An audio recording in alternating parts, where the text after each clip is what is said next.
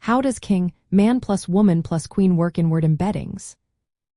Imagine you have a map of words where each word is a point in space, and the distance between points shows how related they are.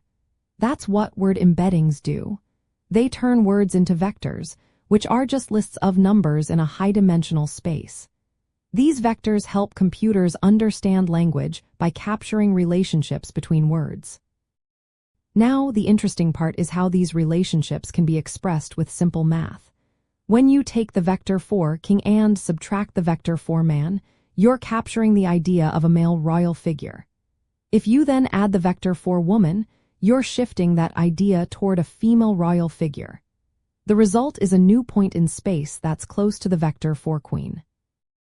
This works because word embeddings like those from Word2Vec or Glove are trained to keep words with similar contexts close together. They learn patterns in how words appear in sentences. These patterns create linear relationships, which means you can do math with the vectors and get meaningful results. Think of the vectors as arrows.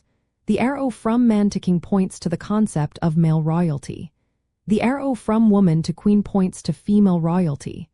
Because these arrows are similar in length and direction, adding and subtracting them makes sense.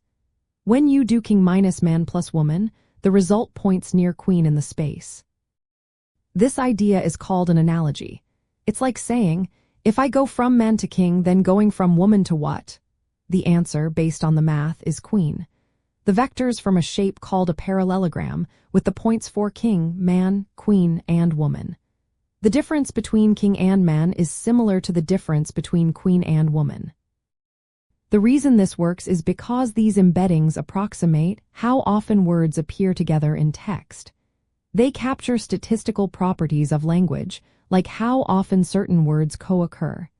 This makes the relationships linear, so simple math can reveal complex ideas. In real life, doing king minus man plus woman often gets you close to the word queen, but not always exactly. Sometimes it points to other similar words. That's because embeddings are not perfect, but they're good enough to show these relationships clearly. This property is very useful. It helps computers solve language puzzles, find similar words, and understand context. It also underpins tools like ChatGPT, which generate human-like text, and image models like DALL-E, which relate words to pictures. But it's important to remember that embeddings can also reflect biases from the data they learn from.